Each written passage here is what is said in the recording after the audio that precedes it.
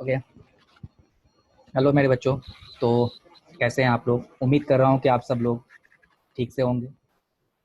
तो काफ़ी long break के बाद ये वीडियोस आप लोग के पास रिलीज हो पा रहा है, क्योंकि आप लोग ऑलरेडी जानते हो कि कोलकाता में अम्फान तूफान की वजह से पूरा लाइफ पूरा एक तरह से समझिए सब लोगों का स्टॉप ही हो चुका था।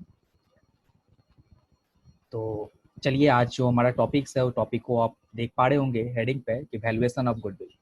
ओके, जो हम लोग टॉपिक पढ़ने वाले हैं आज वो हम लोग का क्या है? Valuation of goodwill, chapter number 2। देखो, वैल्यूएशन ऑफ गुडविल पढ़ने के पहले हमें सबसे पहले गुडविल का डेफिनेशन को समझना पड़ेगा। अगर गुडविल के डेफिनेशन को आप समझ जाते हो, फिर आपके लिए कैसे वैल्यूएशन करेंगे गुडविल का इन अ पार्टनरशिप फॉर्म में, वो मेथड हम लोग सीखने वाले हैं। तो जैसा कि आप लोग देख पा रहे होंगे स्क्रीन के ऊपर, सबसे पहले हम लोग मीनिंग ऑफ गुडविल, ओके, इसके बारे में जानेंगे। तो देखिए, over a period of a time a well established business develops an advantage of good name। मतलब क्या है? Over a period of a time. इस लाइन का मतलब सिंपल सा समझिए, गुडविल कोई एक दिन में नहीं बनता है। अगर आपको कहा जाए कि आज मुझे पिज्जा खाना है, तो आप किसका लोगे ना? सोचो जरा। पिज्जा तो आपके अड़ोस पड़ोस में बहुत सारे दुकानदार बनाते होंगे, लेकिन आपके माइंड में किसका आता है? जिसका ओवर पीरियड ऑफ टाइम, काफी टाइम से मार्केट के अंदर उनका बिजनेस रन कर रहा है और मार्केट में अच्छी क्वालिटी और अच्छी सर्विसेज वो प्रोवाइड कर रहे हैं, तो उसका ही आपके दिमाग में आता है कि वहीं से पिज्जा मुझे खाने हैं। अगर बाहर आपको जाना है किसी रेस्टोरेंट में, तो उस रेस्टोरेंट का ही नाम लोगे, ठीक है, जाने का, जो अच्छी सर्विसेज प्रोवाइड करती है।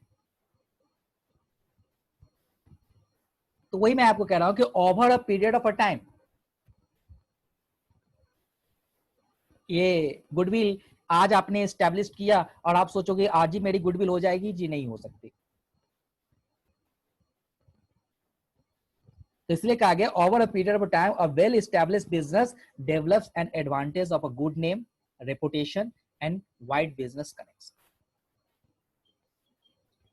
बिजनेस का अच्छा नाम हो जाता है, अच्छा रेपुटेशन हो जाता है, वाइड बिजनेस कनेक्शन हो जाता है। मतलब बिजनेस का जो कनेक्शन, मतलब समझिए कि बहुत सारे बिजनेसमैन लोगों से कनेक्शंस, यानी कि आप ट्रांजेक्शन डे टू डे जब करिएगा तो डेफिनेटली आपका जो है टर्नओवर बढ़ता चला जाएगा, मार्केट में क्रेडिबिलिटी जो है वो बढ़ती चली जाएगी। तो इसलिए कहा गया कि wide business connection, this helps the business to earn a more profit as compare to the newly setup business. और वही रीजन होता है कि आप ज्यादा प्रॉफिट कमाते हो किसके साथ कंपेयर कर? न्यू सेटअप बिजनेस के साथ। जो न्यूली सेटअप बिजनेस है उसके साथ अगर आप कंपेयर करोगे तो देखोगे क्या कि सामने वाला जो पुराना बिजनेस है जिसका, ठीक है, वो ज्यादा कमा रहा है। तो क्यों कमा रहा है? क्योंकि वो ओवर टाइम मार्केट के अंदर बहुत अच्छी सर्विसेज प्रोवाइड की, गुड्स के है कस्टमर के साथ अच्छा रिलेशन रखा, जिस वजह से आज न्यू स्टैब्लिश बिजनेस से ओल्ड स्टैब्लिश बिजनेस के जितना ज्यादा एक्सेस प्रॉफिट कमा रही है। तो क्यों कमा रही है? तो due to for the goodwill, goodwill की वजह से उसने मार्केट में इतना दिन मेहनत किया है। In the accounting the monetary value of the such advantage is known as a goodwill। और वही कहा गया है कि इन अकाउंटिंग में, हम लोग जो अकाउंटिंग सीखने वाले हैं उसमें मॉनेटरी वैल्यू, जो मनी का वैल्यूज होगा, उसके एडवांटेज के नाम पर ही हम लोग क्या जानते हैं उसको, उसके नेम को क्या कहा जाता है? गुडविल कहा जाता है। तो गुडविल क्या है? बिजनेस, बिजनेस रेपुटेशन है और एक दिन में नहीं बनता। तो इसलिए आप डेफिनेशन समझ चुके होंगे, कहीं पे कोई कंफ्यूजन नहीं होगा इस डेफिनेशन के रिगार्डिंग में। ओके, तो चलिए उसके बाद नेचर ऑफ गुडविल। देखो, नेचर ऑफ गुडविल, आप सब लोग जानते हो कि गुडविल बिजनेस के लिए एक तरह का एसेट्स तो है, लेकिन किस तरह का एसेट्स है? तो goodwill is a fix assets but not a tangible assets. बिल्कुल, टेंजिबल एसेट्स उसको कहते हो जिसको है ना आप देख सकते हो, छू सकते हो, उसको टेंजिबल बोलते हैं। It's like buildings, machinery etcetera, it is a tangible asset but not other fictitious asset. लेकिन ये फिक्टिशियस एसेट्स कौन? गुडविल नहीं है। तो समझ चुके होंगे, गुडविल जो है वो एक फिक्स एसेट्स है बट नॉट टेंजिबल। तो क्या है ये? Intangible asset, intangible fix assets है, ध्यान रखिए, goodwill is a intangible fix assets. Okay, तो नेचर ऑफ गुडविल क्लियर हो गया। नेक्स्ट पॉइंट की तरफ हम लोग बढ़ते हैं। अब हमारा पॉइंट है फैक्टर्स अफेक्टिंग गुडविल।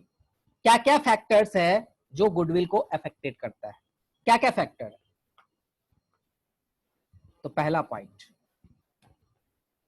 जो है वो है location of the form. Location of the form का मतलब सिंपल सा आप समझिए, लोकेशन ऑफ द फॉर्म का मतलब एक ही चीज है कि फॉर्म को आप कहां इस्टेब्लिश कर रहे हो,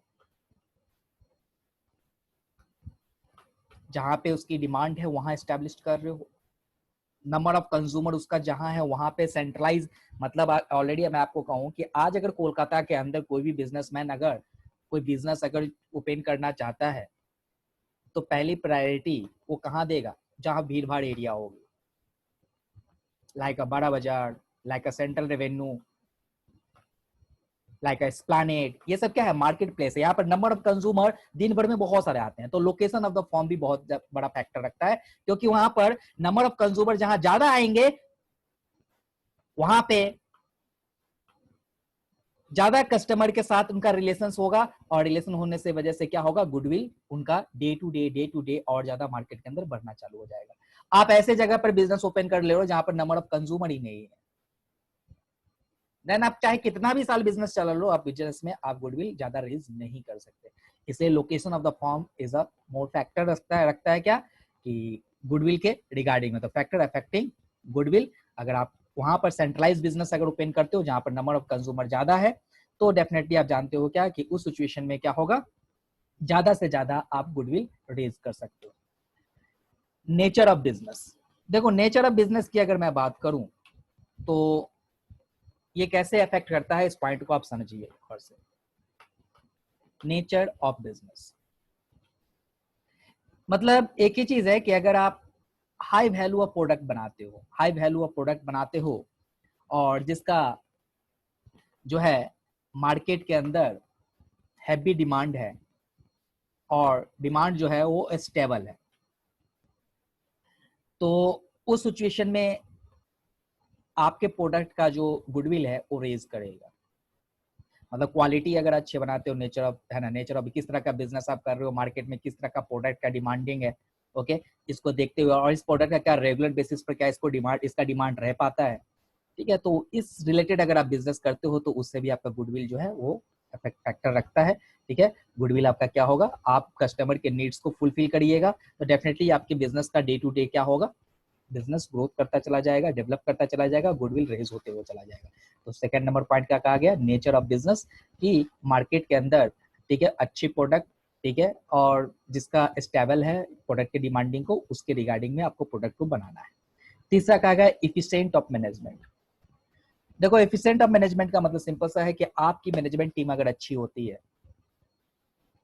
तो आप जानते हो क्या कि अगर मैनेजमेंट अगर अच्छी से होगी तो कॉस्ट इफिशिएंट होता है, और कॉस्ट इफिशिएंट अगर होगी यानी कम से कम अगर कॉस्ट लगेगा तो आपका बिजनेस ऑटोमेटिकली क्या होगा, प्रोग्रेस करेगा, डेवलप करेगा, प्रॉफिट मोटिव होगी। और मार्केट के अंदर अगर प्रॉफिट कमाना स्टार्ट कर देगी आपकी कंपनी, तो आपकी कंपनी के अंदर जितने सारे भी अगर शेयर होल्डर चाहे कोई भी इन्वेस्टर्स है, उसका क्या होगा, पर्सनल जो फेथ है वो आपके बिजनेस के प्रति बढ़ता चला जाएगा, और जैसे बढ़ता हुआ चला जाएगा आपका गुडविल ऐसे ही क्या हो गया, ग्रोथ करते चले। इसलिए कहा गया कि इफिशिएंट ऑफ द मैनेजमेंट, यानी मैनेजमेंट अच्छे ढंग से होने चाहिए, अच्छी इफिशिएंट होनी चाहिए, ठीक है, मैनेजर स्किल्स अच्छी होनी चाहिए, तो ये भी बहुत बड़ा फैक्टर सकता है हमारे गुडविल का डिटर्मिनेशन करने में। क्लियर होगा तीसरा नंबर पॉइंट भी। मार्केट सिचुएशन, देखो मार्केट सिचुएशन की अगर मैं बात करूं तो इसमें हम कह सकते हैं कि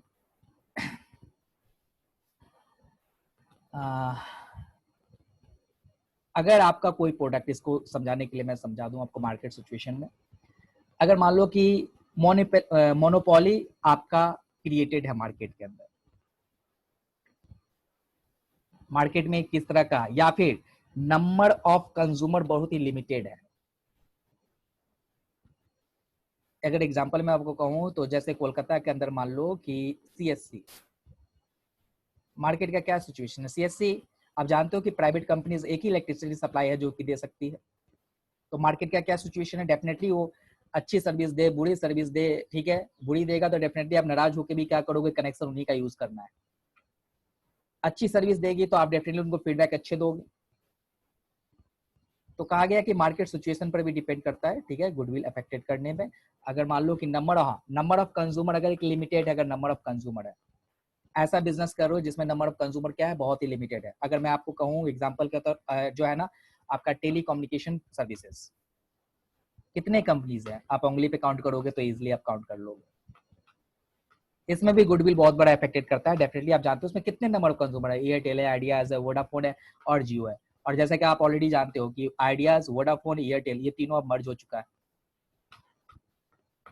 सर्विस के रिगार्डिंग में, देख रहे होगे तो एक मार्केट में जो कंपटीशन है वो बहुत ही कम है। तो मार्केट सिचुएशन पर भी हमारा बिजनेस के गुडविल को है ना डिपेंड करता है कि नंबर ऑफ कंज्यूमर जो है, जितने सारे भी कंज्यूमर है वो उसी कंपनीज के ऊपर डिपेंडेंट है, ठीक है, और उस बेसिस से भी अफेक्टेड करता है इसको गुडविल को। अगर नंबर ऑफ कंज्यूमर अगर ज्यादा होगा, sorry number of service provider अगर ज्यादा होगा या फिर प्रोडक्ट का सप्लायर्स अगर ज्यादा होगा, तो उस सिचुएशन में आप जानते हो क्या होगा कि गुडविल उसके बेसिस के ऊपर भी अफेक्टेड करेगा।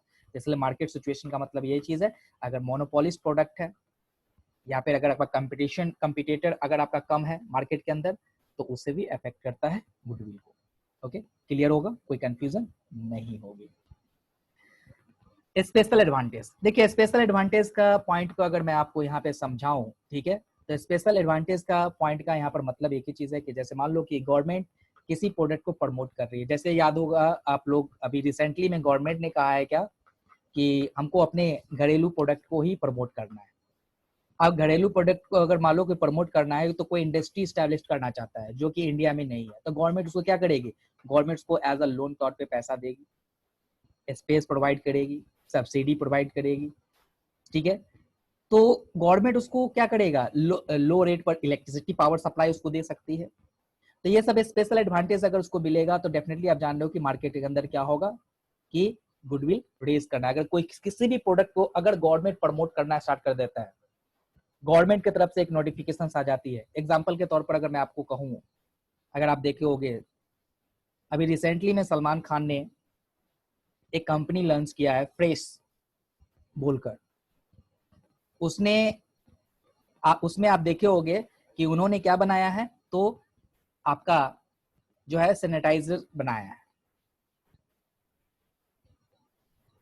ओके, तो उसमें आप एडवर्टीजमेंट अगर उनका देखे भी होगे तो डेफिनेटली आप जान रहे हो कि वो, अब देखो मार्केट में क्या है, क्योंकि गवर्नमेंट ने उसको बनाने के लिए सब्सिडीज एडवांटेज, मार्केट गवर्नमेंट उसको प्रमोट भी कर रहा है, तो उस बेसिस पर उस फील्ड में उसके ऊपर मार्केट डिमांड के अकॉर्डिंग एडवर्टीजमेंट में भी देखोगे उन्होंने कहा भी है कि मार्केट डिमांड के अकॉर्डिंग हम बनाना कुछ और प्रोडक्ट चाहते थे, लेकिन मार्केट डिमांड के अकॉर्डिंग मुझे आज के डेट में ये बनाना पड़ा, तो इसलिए स्पेशल एडवांटेज क्यों, क्योंकि गवर्नमेंट को उसको प्रमोट करने का ऑप्शन मिल रहा है। तो स्पेशल एड, तो ये आपका 5 पॉइंट आपको दिखा होगा। लोकेशन ऑफ द फॉर्म समझ चुके होंगे कि फैक्टर अफेक्टिंग द गुडविल में आपको जो है location of the form, okay, कहाँ पे खोलते हो बिजनेस उसका उससे भी अफेक्टेड होता है। नेचर ऑफ बिजनेस, किस तरह का बिजनेस करते हो उस पर इफिशिएंट ऑफ मैनेजर, अगर मैनेजमेंट अगर आपका अच्छा होगा तो डेफिनेटली गुडविल आप रेज करोगे। मार्केट सिचुएशन, ओके, आप मोनोपोलिस्ट हो या प्रोडक्ट है या फिर कम कंपटीटर अगर आपका है तो उससे भी डिपेंड करता है, ठीक है, हमारे जो है गुडविल को अफेक्टेड करने का। और स्पेशल एडवांटेज वही है, रॉ मटेरियल अगर कम कॉस्ट पे मिल जाती है, गवर्नमेंट की सब्सिडी मिल जाती है, ठीक है, तो ये सारे पॉइंट्स आपका जो है ये हो गया फैक्टर अफेक्टिंग गुडविल। क्लियर होगा सब लोगों को, कोई कंफ्यूजन नहीं होनी चाहिए। ओके, नेक्स्ट उसके बाद need for valuation of goodwill. आप जानिए जरा क्या जरूरत है, क्यों करेंगे आखिर valuation of goodwill. Okay, mind में एक क्वेश्चन तो आएगा। चैप्टर मैंने पहले कहा था कोई भी चीज हम लोग जब करते हैं, जब पढ़ते हैं तो उसकी नीड्स को, उसकी जरूरत को उसको समझिए, क्योंकि आपको कल के डेट में प्रैक्टिकली लाइफ में ये करने हैं। तो देखिए, normally the need for a valuation of the goodwill arise at the time of the sale of business. बोला नॉर्मली कहा गया हम गुडविल का वैल्यूएशन तब करते हैं जब आप अपना बिजनेस क्या है कि सेल करते रहते हैं, क्योंकि डेफिनेटली आप जान रहे हो, सपोज करो कि आज आपने 10 लाख रुपए लगा के बिजनेस को स्टार्ट किया और 10 साल के बाद उस बिजनेस को सेल करोगे तो सामने वाला बोलेगा भैया तुमने तो 10 लाख रुपया लगा के बिजनेस स्टार्ट किया था, 10 लाख में मुझे बेच दे। तुम आप क्या बेच दोगे उसे? नहीं कहोगे, कहोगे नहीं भैया, जब 10 लाख में मैंने बिजनेस स्टार्टअप किया था उस समय मार्केट में मेरे इस बिजनेस का कोई भी ट्रेड नाम नहीं था, कोई ट्रेडिंग नहीं थी। मैंने 10 साल के अंदर मार्केट के अंदर एक ब्रांड इमेज बनाया है, एक ब्रांड क्रिएट किया है, और आज के डेट में इस प्रोडक्ट का है मार्केट के अंदर कुछ वैल्यूज है, लोग नाम से इस प्रोडक्ट को खरीद लेते हैं। तो ये क्या है? अगर मान लो कि आप अगर मेरा ये बिजनेस अगर आज आप परचेज करोगे ना, तो आज से ही आप प्रॉफिट में रहोगे। लेकिन आप यही चीज का बिजनेस अगर आप न्यू ब्रांड नेम लेकर अगर एस्टेब्लिश करोगे ना, तो इतनी प्रॉफिट आप नहीं कमा सकते। तो जो डिफरेंस आप कमाओगे ना, किस वजह से कमाओगे? मेरा इतना दिन का गुडविल कमाया हुआ है। इसलिए कहा गया normally the need for valuation of the goodwill arise at the time of the sale of business, but in the contents of the partnership firm it may also arise in the following circumstances. Okay, normally हम लोग जब business valuation of goodwill कब करते हैं? Cell of business में। लेकिन हम लोग पार्टनरशिप फॉर्म बढ़ रहे हैं, तो पार्टनरशिप फॉर्म में किस किस सिचुएशन में हमें वैल्यूएशन ऑफ गुडविल करने पड़ सकते हैं, वो आपके स्क्रीन के ऊपर दिख रहा होगा। Point number 1, change in the profit sharing ratio among the existing partner. मतलब सिंपल सा इस पॉइंट को मैं समझा दूं। सपोज करो कि ए बी सी 3 पार्टनर था, पहले 1:1:1 था तीनों का रेशियो। अब ये तीनों ने सोचा कि यार अपने आपस में प्रॉफिट शेयरिंग रेशियो चेंज करते हैं। तो डेफिनेटली आप जान रहे हो क्या कि इन अ फ्यूचर में जो अर्निंग प्रॉफिट होगी उसमें अगर जो भी एग्रीमेंट चेंज करेगा, या तो कोई पार्टनर सेक्रीफाइस करेगा या कोई पार्टनर गेन करेगा। तो उस सिचुएशन में कहा गया कि फ्यूचर में तो हमारा प्रॉफिट या लॉस किसी को ज्यादा मिलना स्टार्ट हो जाएगा या किसी को कम मिलना स्टार्ट हो जाएगा। तो इस वजह से इतना दिन जो हम लोगों ने बिजनेस में जो मेहनत किया, और इस वजह से जो भी गुडविल का वैल्यूएशन उसका प्रोपोर्शनल हिस्सा में चाहिए। इसलिए कब जरूरत पड़ेगा? Change in profit sharing ratio. अगर एग्जिस्टिंग पार्टनर जो लोग हैं, जो पहले ही से बिजनेस में फॉर्म में पार्टनर है, अगर वो लोग आपस में अपना प्रॉफिट शेयरिंग रेशियो चेंज करते हैं, तो उस समय हमें गुडविल का वैल्यूएशन करने की जरूरत पड़ सकती है। क्लियर होगा? सेकेंड नंबर पॉइंट है admission of new partner. Okay, बिल्कुल आप जानते हो कि ए बी सी अगर पहले से 2 पार्टनर है, बिजनेस चला रहा है, 10 लाख रुपया दोनों लगाए हुए थे। सी 10 साल बाद आ रहा है, कह रहा है हम भी 10 लाख रुपया लगा देते हैं, बिजनेस में हम पार्टनर बन जाएंगे। तो अगर सोचिए 10 साल बाद जब वो बिजनेस में आएगा, पार्टनर में पैसा लगाएगा, तो उसी दिन से तो प्रॉफिट कमाना है। लेकिन ये ए और बी जो स्टार्टिंग में बिजनेस स्टार्ट किया, वो तो स्टार्टिंग में लॉस भी कमाया होगा, लॉस ये दोनों बॉन्ड किया होगा। और सी 10 साल बाद जब बिजनेस में एंटर करेगा, सिर्फ 10 लाख रुपया लगा करे, तो उस दिन से वो प्रॉफिट कमाना स्टार्ट हो जाएगा। तो यहाँ पर ए बी तो ऑब्जेक्शन कर सकता है कि भैया 10 साल में हम लोगों ने बिजनेस के अंदर कुछ रेपुटेशन क्रिएट किया है, मार्केट के अंदर गुडविल है, तो इसका वैल्यूएशन जो है ना निकालना पड़ेगा। और वैल्यूएशन जितने प्रोपोर्शन के लिए तुम आ रहे हो, उतना वैल्यूएशन गुडविल के लिए भी पैसा लेकर आना पड़ेगा। तो इसलिए admission of the new partner के सिचुएशन में भी हमें वैल्यूएशन ऑफ गुडविल करना पड़ेगा।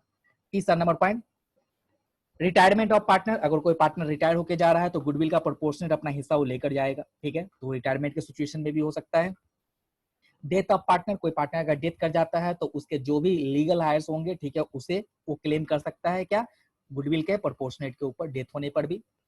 उसके बाद हमारा dissolution of the firm involving the sale of the business as a going concern. Okay, अगर मान लो डिसोल्यूशन ऑफ द फॉर्म अगर खत्म हो जाती है, ठीक है, तो उस सिचुएशन में जो है ना डिसॉल्व होने पर भी फॉर्म जो है business as a going concern के तौर पर कर सकती है। और 6 है हमारा amalgamation of the partnership form. Amalgamation में अगर मान लो कि ए बी सी फॉर्म एक है और एक्स वाई जेड एक फॉर्म है, ये दोनों मिल गया, एक साथ मिल रहा है, तो उस सिचुएशन में एमलगमेशन होने में भी, ठीक है, जो है ना वो 2 वैल्यूएशन ऑफ गुडविल करने पड़ेंगे। तो ये आपको टोटल पार्टनरशिप फॉर्म में दिख रहा होगा 6 सिचुएशन। ये 6 सिचुएशन हो सकता है वैल्यूएशन ऑफ गुडविल करने पर। पहला, एग्जिस्टिंग पार्टनर अगर प्रॉफिट शेयरिंग रेशियो चेंज कर रहा है तो।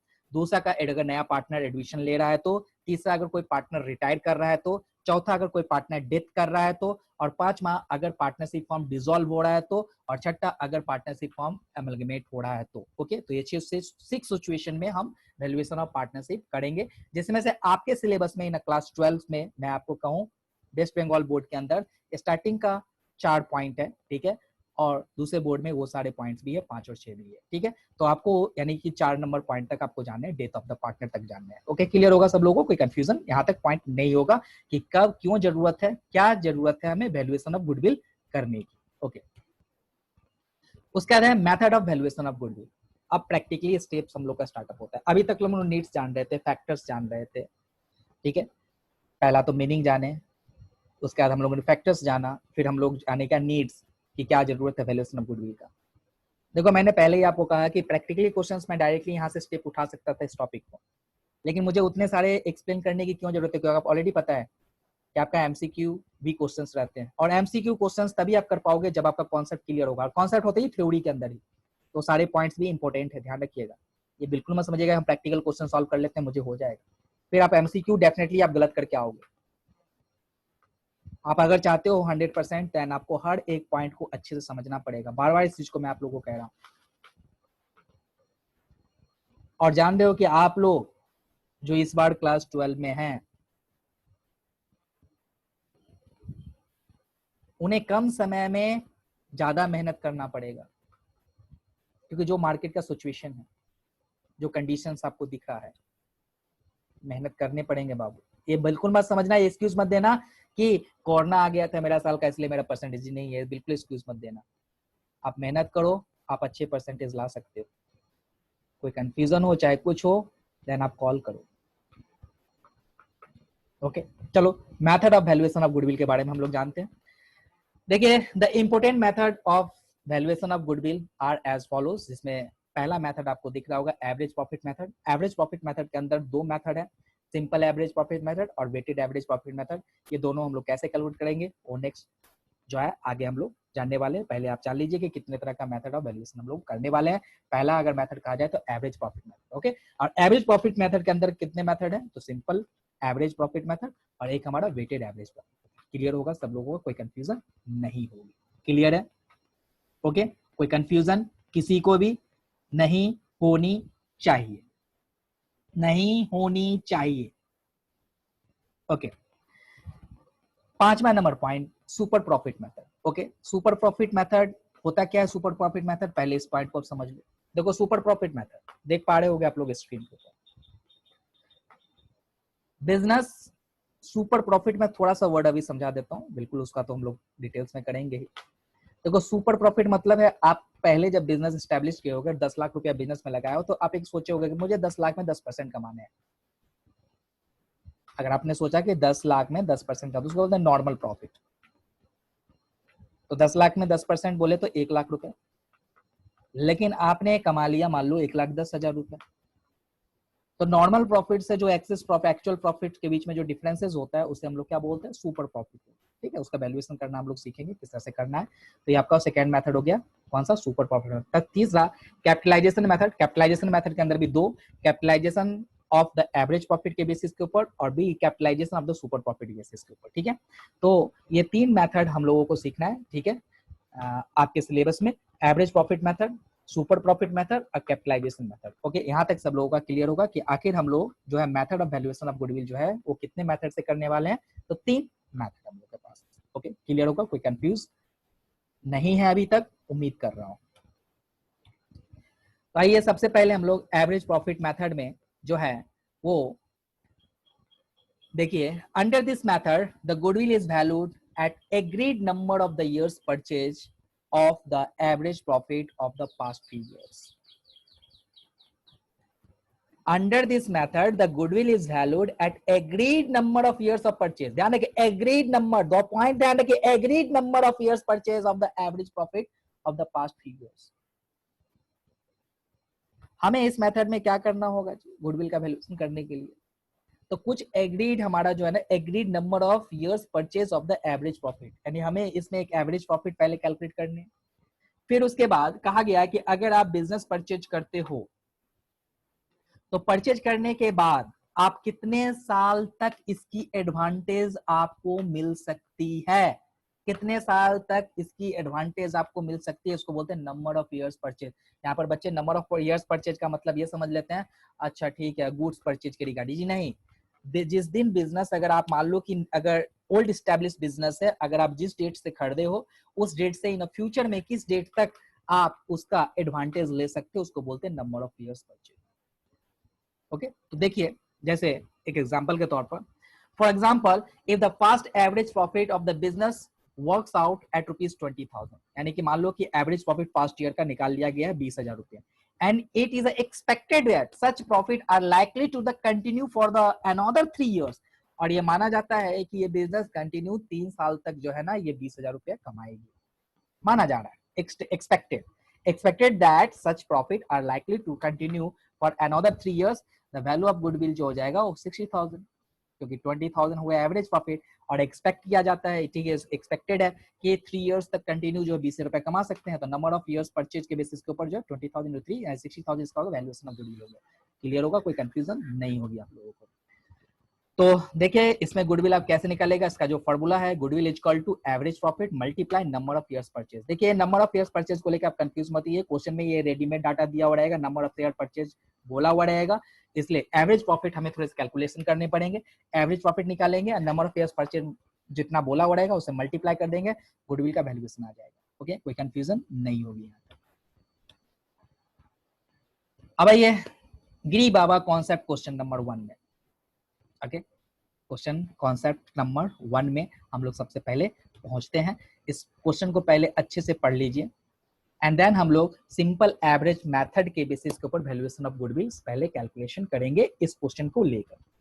तो चलिए इस क्वेश्चन को पहले मैं एक्सप्लेन कर दूं और फिर जाके इस क्वेश्चन को हम लोग जो है सिंपल एवरेज मेथड से सॉल्व करेंगे। The profit for the 5 years of the firm are as follows. Years 2010 rupees of 4 lakhs, years 2011 3,98,000, year 2012 rupees 4,50,000 and years 2013 rupees 4,45,000 and years 2014 rupees 5 lakhs। ये 5 साल की प्रॉफिट आपको दिया हुआ है। पहला साल का 4 लाख है, दूसरे साल का 3,98,000 है, उसके बाद है 4,50,000, फिर 4,45,000, फिर 5 लाख। बोला है क्या, calculate goodwill of the firm on the basis of 4 years purchase of 5 years average profit. ध्यान रखिए 4 years purchase, 4 years purchase of 5 years average profit, मतलब कि 5 साल का प्रॉफिट को मुझे एवरेज करने हैं। और गुडविल में आपने सिंपल एवरेज में क्या देखा, goodwill is equal to average profit multiply number of years purchase. Number of purchase यहाँ पर कितना बोला हुआ है 4, तो 4 से हम लोग उसको मल्टीप्लाई कर देंगे। क्वेश्चन का डाटा आप लोग को दिमाग में सेट हो गया होगा, नोट डाउन भी इसको कॉपी में कर चुके होंगे। तो चलिए इसका कैलकुलेशन कैसे करेंगे वो हम लोग देखते हैं। सबसे पहले हम लोग जो है ना क्वेश्चन में एवरेज प्रॉफिट निकालेंगे। तो आप लोग देख पा रहे होंगे एवरेज प्रॉफिट आपको जो है डाटा को सजा दिया गया, पहले ईयर्स एक साइड लिखा गया, एक साइड प्रॉफिट लिखा गया, 2010 11 12 13 14 चार जो जो प्रॉफिट दिया होता प्रॉफिट के डाटा को सबको जो है टोटल जोड़ दिया गया, हो गया कितना 21,093,000। ओके, इसका टोटल हो गया। अब इसमें हम जब कैलकुलेशन करेंगे तो आप देखिए सबसे पहले हमारा काम रहेगा क्या, एवरेज प्रॉफिट निकालना। तो एवरेज प्रॉफिट कैसे निकाला जी निकलेगा, तो total profit of the last 5 years, क्योंकि 5 साल का एवरेज प्रॉफिट हमको बोला, तो लास्ट 5 years का जो है 5 साल का टोटल प्रॉफिट ले लीजिए। और नंबर ऑफ ईयर्स जो है हमारा है, नंबर ऑफ ईयर्स कितने हैं टोटल, ठीक है, सॉरी नंबर ऑफ ईयर्स यहाँ परचेज नहीं होगा, नंबर ऑफ ईयर्स ओनली होगा, परचेज वर्ड मत लिखिएगा। नंबर ऑफ ईयर्स कितने टोटल 5 है, तो 5 से वहां आप क्या कर दीजिए डिवाइड कर दीजिए। तो आपको 5 से डिवाइड करने के बाद कितना हो जाएगा 4,38,600। ये आपका एवरेज प्रॉफिट आया। दिस इज एवरेज प्रॉफिट, ध्यान रखिए दिस इज एवरेज प्रॉफिट। तो नंबर ऑफ इयर्स जितना है सब सारे प्रॉफिट है, तो सारे प्रॉफिट को जोड़ दीजिए, जितने साल का प्रॉफिट है उतने से आपको डिवाइड कर दीजिए, तो आपका जाएगा एवरेज प्रॉफिट। अब गुडविल निकालने का आपने देखा सिंपल एवरेज में बहुत ही सिंपल तरीका है, कैसे goodwill is equal to average profit multiply number of years purchase. Number of purchase कितना क्वेश्चन में बोले होता 4, तो हम क्या करेंगे 4,38,600 को जो है 4 से मल्टीप्लाई कर देंगे, तो वैल्यूएशन ऑफ गुडविल आ जाएगा as per the simple average. तो देखिए goodwill is equal to average profit multiply number of years purchase, तो 4,38,600 मल्टीप्लाई 4, यानी जो गुडविल का वैल्यूएशन आ गया वो 17,54,400। ओके, किसी को भी कोई कंफ्यूजन नहीं होगा, हार्ड कुछ नहीं है इस पॉइंट में, तो आप लोग का क्लियर होगा ये पॉइंट। ओके, कोई कंफ्यूजन नहीं होगी। ओके, नेक्स्ट पॉइंट पे ऊपर पहुंचते हैं। गिरी बाबा कॉन्सेप्ट क्वेश्चन नंबर 2। देखो इस कॉन्सेप्ट नंबर 2 में आप एक चीज जान लीजिए कि जैसे हम लोग एवरेज प्रॉफिट मेथड पढ़ रहे हैं पहला, और आज का मेरा टॉपिक भी रहेगा एवरेज, क्योंकि अगर मैं चारों मेथड को करने जाऊं तो बहुत लंबा वीडियोस हो जाएगा, ठीक है, इसलिए मैं आज 2 सिंपल एवरेज और वेटेड एवरेज इस टॉपिक के ऊपर हम लोग जो है डिस्कशन करेंगे। तो अभी हमें सिंपल एवरेज में ध्यान रखिएगा, पहला माइंड में चलता होगा सर हम सिंपल एवरेज कब यूज करेंगे, वेटेड एवरेज कब यूज करेंगे। आप पिछला क्वेश्चन जब देखे होंगे, इसको मैं आपको दिखा दूं पहले पुराने वाले डाटा को। इस क्वेश्चन में देखिए, इसमें जब प्रॉफिट देख रहे हो 2010 का जो प्रॉफिट देख रहे हो 4 लाख है, फिर 3,98,000 है, 4,50,000, मतलब क्या यहाँ देख रहे हो तो डिसेंडिंग हो जा रही है, फिर असेंडिंग हो जा रही है, फिर डिसेंडिंग हो जा रही है, फिर असेंडिंग हो जा रही है। मतलब क्या है यानी प्रॉफिट एक बार घट रहा है फिर बढ़ रहा है, फिर घट रहा है फिर बढ़ रहा है। मतलब इस तरह का सिचुएशन हो तो आप वेटेज एवरेज अप्लाई नहीं कर सकते। वेटेड एवरेज प्रॉफिट मेथड हम कब अप्लाई कर सकते हैं, या तो असेंडिंग ऑर्डर या डिसेंडिंग ऑर्डर अगर है, या तो घटते हुए जा रहा है प्रॉफिट या फिर बढ़ते हुए जा रहा है प्रॉफिट, तो हम वेटेड एवरेज अप्लाई कर सकते हैं। हाँ ध्यान रखिएगा, अगर क्वेश्चन मुझे बढ़ रहा है या घट रहा है या फिर मान लो जैसे फ्लैक्चुएट प्रॉफिट है, ओके, अगर क्वेश्चन मेंशन कर दिया है कि आप वेटेड एवरेज से करो, तब तुमको वेटेड एवरेज से करना है। लेकिन अगर आपको कहेगा कि average suitable average profit method से कैलकुलेट, तो आपको ध्यान रखना पड़ेगा, हमको वर्ड यूज किया है कि सुटेबल एवरेज प्रॉफिट मेथड से। सुटेबल, तो सुटेबल हमें देखना पड़ेगा प्रॉफिट कहीं असेंडिंग या डिसेंडिंग में तो नहीं है। प्रॉफिट अगर असेंडिंग या डिसेंडिंग दोनों में से कोई भी अगर कंडीशन में अगर है, तो फिर हमें वेटेज अप्लाई करना चाहिए। अगर हम देखेंगे कि प्रॉफिट फ्लैक्चुएट हो रही है, तो सिंपल अप्लाई करना होगा। ओके, समझ गए? तो प्रॉफिट अगर असेंडिंग या डिसेंडिंग में अगर होगी, तो हमारे लिए सुटेबल कौन सा होगा? हमारा वेटेड एवरेज होगा। तो वही हम लोग वेटेज एवरेज देख लीजिए। गिरी बाबा कॉन्सेप्ट क्वेश्चन नंबर 2 में हम लोग आते हैं, जिसमें कॉन्सेप्ट नंबर 2 में आप देखेंगे the profit of the firm for the 3 years are as follow. 3 साल की प्रॉफिट आपको हम दे रहे हैं। 2011-12 का 20,000, 2012-13 का 24,000, 2013-14 का जो है 30,000। आप देख पा रहे होगे ये जो प्रॉफिट है वो असेंडिंग ऑर्डर में है, क्योंकि पहले साल की प्रॉफिट जो है 20,000 है, दूसरे साल की जो प्रॉफिट है 24,000 है, और उसके बाद की जो प्रॉफिट है 30,000 है। तो ये प्रॉफिट हमारा क्या हो गया? असेंडिंग ऑर्डर में हो गया। असेंडिंग हो गया तो इस सिचुएशन में हम इस पर कौन सा मेथड अप्लाई करेंगे? Weighted average profit method apply करेंगे। तो देखिए इस सिचुएशन में कहा गया calculate the value of the goodwill on the basis of the 2 years purchase of weighted average profit based on the weight 1, 2, 3 respectively. मतलब सिंपल सा है कि ध्यान रखिए वेटेड एवरेज में क्या ईयर्स का वेट देना पड़ता है।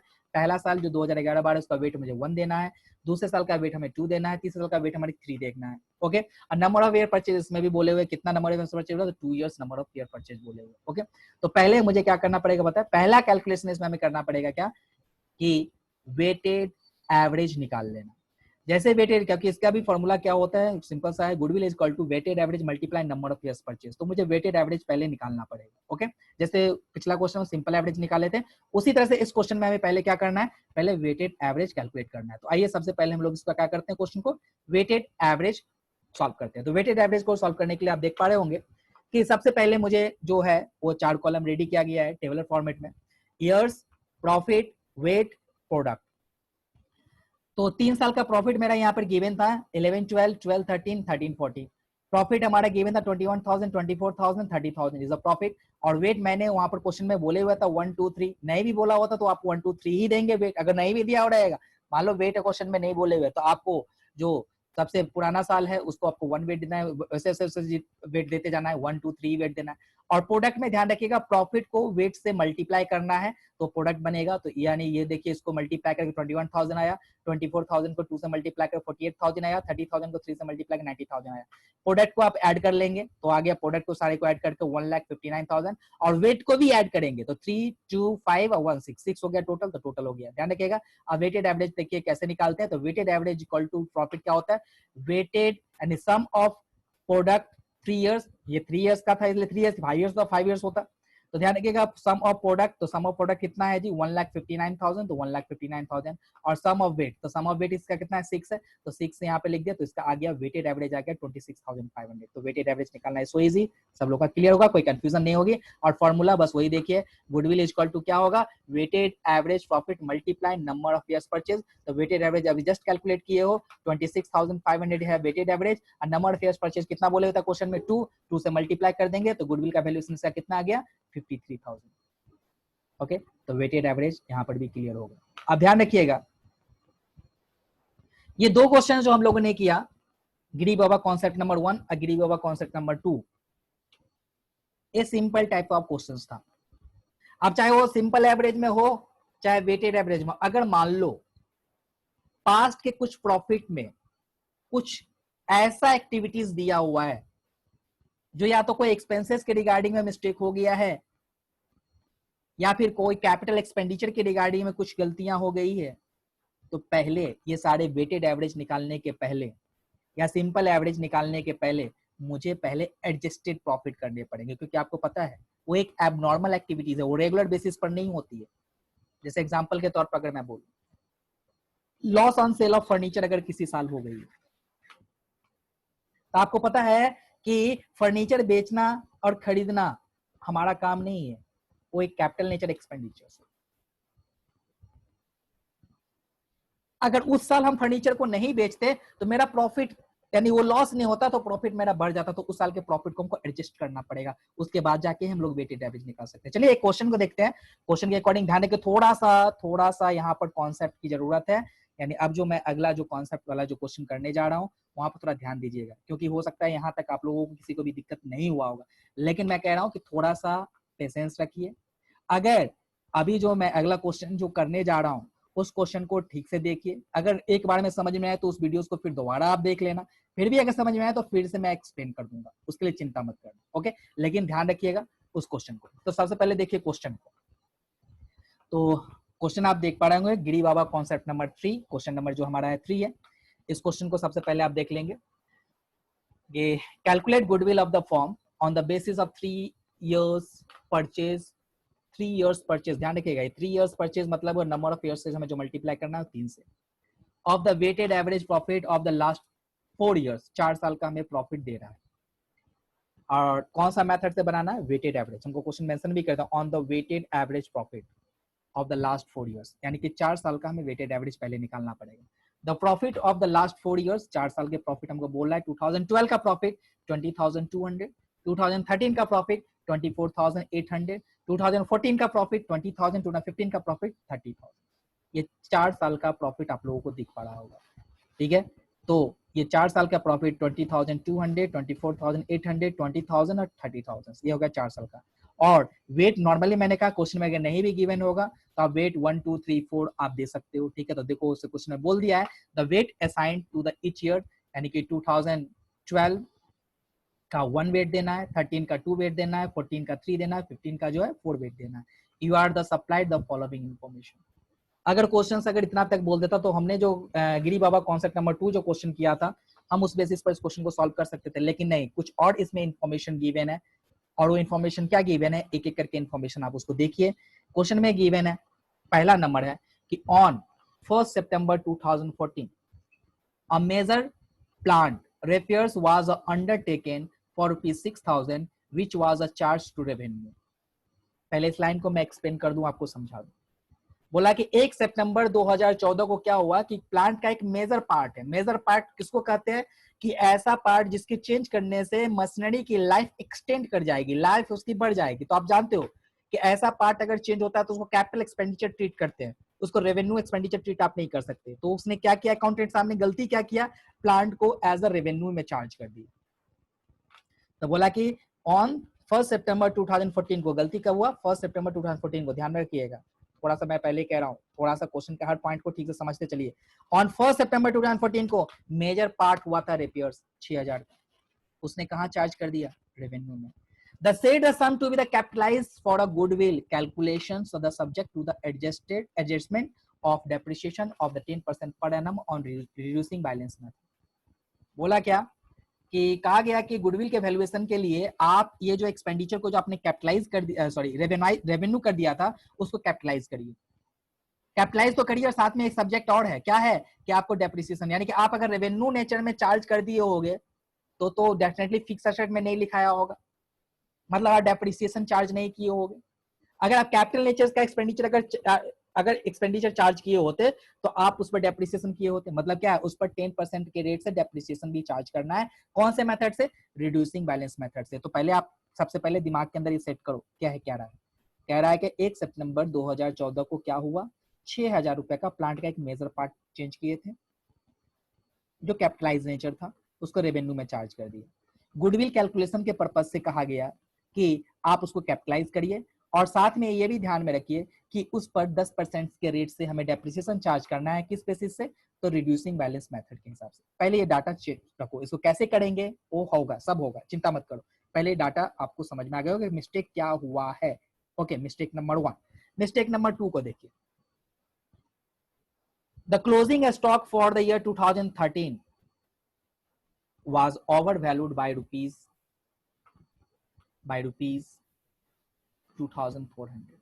2013 का जो क्लोजिंग स्टॉक का जो वैल्यूएशन है उसने ओवर वैल्यूड कर दिया था। मतलब क्या है, आपका स्टॉक होगा कम का, मतलब सपोज करो आपका क्लोजिंग स्टॉक का वैल्यू था 15,000 का, रियल में था 15,000 का, लेकिन आपने जब वैल्यूएशन किया ना तो उसमें 2,400 बढ़ा दिए थे।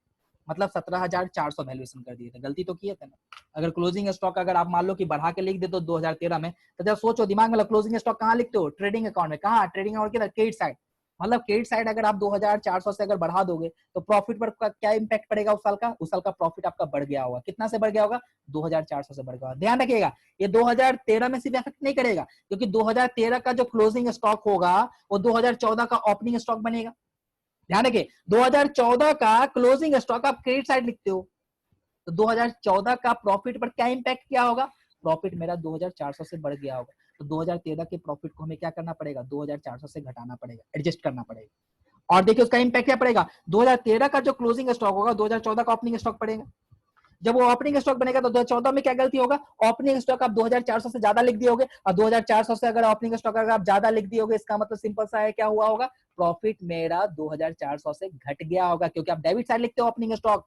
तो इसलिए हमें क्या करना पड़ेगा? 2014 के प्रॉफिट में हमें ऐड बैक करना पड़ेगा 2400। 2 साल में इफेक्ट करेगा, ध्यान रखिए, करेंगे इसमें। ओके, कंफ्यूजन, ज्यादा कंफ्यूज मत होइए।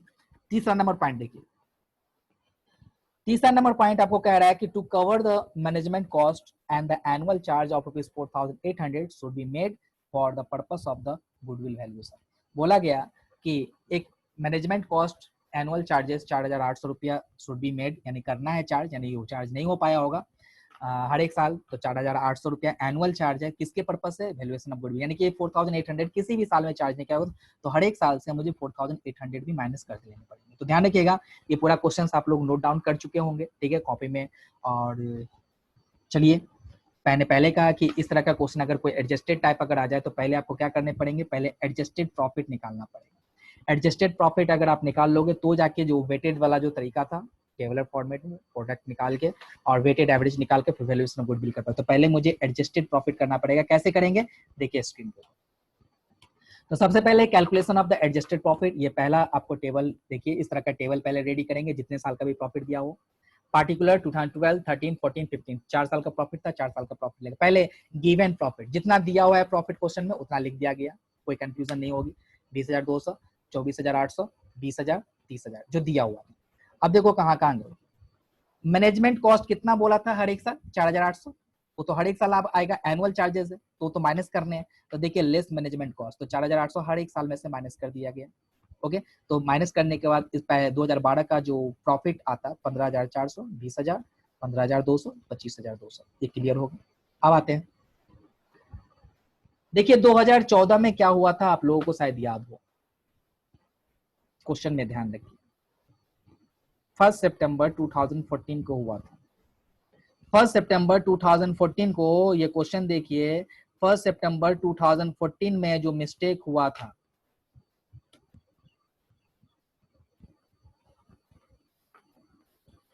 फर्स्ट सितंबर 2014 में जो मिस्टेक हुआ था, क्या हुआ था? ये देखिए मेजर पार्ट 6,000 रुपए, वो कहाँ चार्ज कर दिया था जी? रेवेन्यू में।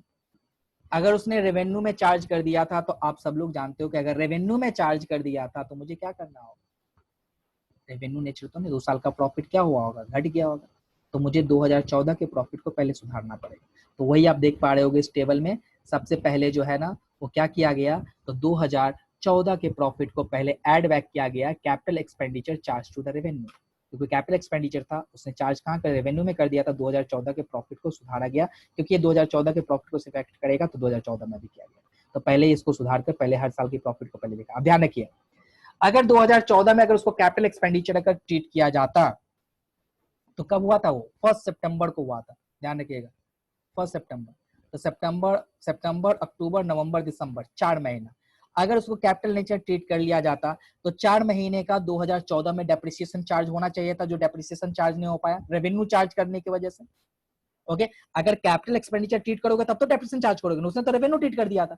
तो रियल में 10% से, तो उसमें कहा था क्वेश्चन में ना कि 10% से डेप्रिसिएशन चार्ज करना है। तो देखिए अनप्रोवाइडेड डेप्रिसिएशन जो 2014 में नहीं प्रोवाइड हुआ, अगर 6,000 को आपने तो रेवेन्यू ट्रीट कर दिया था, कैपिटल नहीं माना, तो 6,000 के ऊपर 4 महीने का डेप्रिसिएशन 200 वो माइनस होगा। फिर अगर आप 2014 में उसको कैपिटल ट्रीट करते तो 2015 में भी वो एसेट शो करता, लेकिन शो नहीं किया था। तो आपको पता है ना 2014 का जो 6000 था, 6000 में से 200 रुपया हटा दीजिए क्योंकि रिड्यूसिंग बैलेंस मेथड है, तो बच गया 5800 और 5800 के ऊपर 10% से पूरे साल भर का डेप्रिसिएशन 580। 2015 का डेप्रिसिएशन तो 2 साल का एसेट करेगा, इसलिए डेप्रिसिएशन को माइनस करने के बाद इसका वैल्यू 15,400, 20,000 और 21,000 और 24,620। क्लियर होगा ये वर्किंग चलिए हम दिखाएंगे, डोंट वरी, ये वर्किंग आएगा डाटा। उसके बाद आप वैल्यूएशन में थोड़ा देर पहले समझाया था क्लोजिंग स्टॉक को लेकर, 2013 में गलती हुआ था क्लोजिंग स्टॉक में, तो क्लोजिंग स्टॉक को आपने क्या ओवर वैल्यू कर दिया था, उससे आपका प्रॉफिट बढ़ गया होगा, इसलिए 2013 के प्रॉफिट को देखो माइनस किया गया 2400 से। ओके, तो यहाँ पर लिखा गया less over valuation closing stock, तो 2013 में गलती किया था 2013 का, तो ये फिर प्लस माइनस करके जो डाटा आया। और 2013 का जो क्लोजिंग स्टॉक है 2014 का क्या बनेगा, ओपनिंग स्टॉक, और ओपनिंग स्टॉक अगर बढ़ जाएगा तो प्रॉफिट हमारा क्या होगा, घट जाएगा, इसलिए प्रॉफिट को हमें क्या करना पड़ेगा, add over valuation of the opening stock 2400 यहाँ ऐड किया गया 2014 में, और फाइनली एडजस्टेड प्रॉफिट आ गया 15,400, 17,600, 23,400 और 26,600, 24,620। मेन ये कैलकुलेशन होता है अगर कोई एडजस्टेड टाइप ऑफ नेचर अगर दे दिया रहता है, तो आप लोग एडजस्टेड प्रॉफिट कैलकुलेशन करना अगर सीख जाएंगे तो उसका कुछ नहीं है, इस एडजस्टेड प्रॉफिट को लेकर ही वेटेड एवरेज निकाल लेंगे। अब कुछ नहीं बचा, मेन यही है, मेन यही कैलकुलेशन है, इसलिए कह रहे हैं अगर नहीं समझ में आया तो एक बार और इस वीडियोस को रिपीट में आप देखें। ओके, इस टॉपिक के रिगार्डिंग में फिर भी अगर समझ में नहीं आए तो मैं आपको एक्सप्लेन कर दूंगा एडजस्टेड प्रॉफिट के रिगार्डिंग में।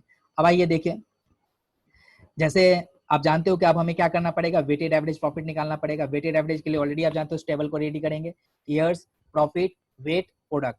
तो ईयर्स 2012, 13, 14, 15, प्रॉफिट एडजस्टेड प्रॉफिट को लेना है, ध्यान रखिएगा, एडजस्टेड प्रॉफिट 15,400 निकला है, 17,600, 23,400, 24,620, और वेट 1 2 3 4, 4 साल है तो 4 साल का 1 2 3 4 वेट दे दिए। और प्रोडक्ट जानते हो क्या, प्रॉफिट को वेट से मल्टीप्लाई कर देंगे, मेरा क्या आ जाएगा, प्रोडक्ट आ जाएगा, और sum of the product divided by sum of weight, तो इसको हमारा एवरेज प्रॉफिट आ जाएगा। तो देखिए यहाँ पर weighted average profit sum of the product 3 years divided by sum of the weight, तो 2,19,280 डिवाइडेड बाय 10 यानी कि 21,920 आ गया इसका क्या, वेटेड एवरेज प्रॉफिट।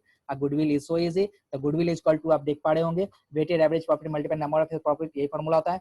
तो नंबर ऑफ ईयर्स परचेज कितना बोला था, 3 बोला था, इसलिए 21,928 को 3 से मल्टीप्लाई कर दिया गया, तो 65,784 इसका डाटा आ गया। तो आप समझ चुके होंगे, कोई कंफ्यूजन नहीं होगी। ये थोड़ी सी वर्किंग नोट आप देखिए, इस वर्किंग नोट को आप नोट डाउन कर लीजिए, जो वहां पर आपको दिख रहा होगा कि आखिर डेप्रिसिएशन को कैसे चार्ज किया गया, ठीक है। तो डेप्रिसिएशन ऑफ 2014 के लिए 10% ऑफ ₹6,000 फॉर 4 months, 4 महीने के लिए, तो 200 रुपया इसलिए उस साल का डेप्रिसिएशन चार्ज किया गया। और 2015 के लिए आप जानते हो क्या कि डिमिनिशिंग बैलेंस मेथड है, इसलिए 6000 का जो कैपिटल एसेट्स होगा उसमें से 200 का डेप्रिसिएशन 2014 में हो चुका था, तो बचा कितना, 5,800, और वो मशीन तो उस साल पूरा फुल यूज हुआ है, तो पूरे साल का 10% डेप्रिसिएशन, तो इसलिए 580 ये valuation. Closing stock 2013 will be the become the opening stock for the 2014, वो मैंने आपको जैसे समझाया कि 2013 का जो क्लोजिंग स्टॉक होगा वो 2014 के लिए क्या बनेगा, ओपनिंग स्टॉक बनेगा। ये वर्किंग नोट का पार्ट। उम्मीद कर रहा हूं कि यहाँ तक आप लोग का कंफ्यूजन कहीं पर भी कुछ भी नहीं होना चाहिए। फिर भी अगर कोई कंफ्यूजन हो, ठीक है, तो मैं हूं, चिंता ना करें। और जाते जाते बस एक ही चीज आपसे कहना चाहूंगा कि अभी तक जो लोग भी, जो व्यूअर्स नए होंगे और चैनल को सब्सक्राइब नहीं किए होंगे, तो कृपया करके चैनल को सब्सक्राइब कर लें और लाइक और बेल आइकन पर क्लिक करना ना भूलें। ओके, तो चलिए इसके बाद जो हमारा 2 टॉपिक बचा हुआ है, अगले वीडियोस में हम लोग जो है सुपर प्रॉफिट और कैपिटलाइजेशन मेथड इसके ऊपर करेंगे। और क्योंकि अगर वो 2 टॉपिक भी अगर मैं इसमें मर्ज कर दूं बहुत लेंदी वीडियोस हो जाएंगे, ठीक है, इसीलिए हम लोग जो है अब अगले वीडियोस में, तब तक टाटा बाय बाय।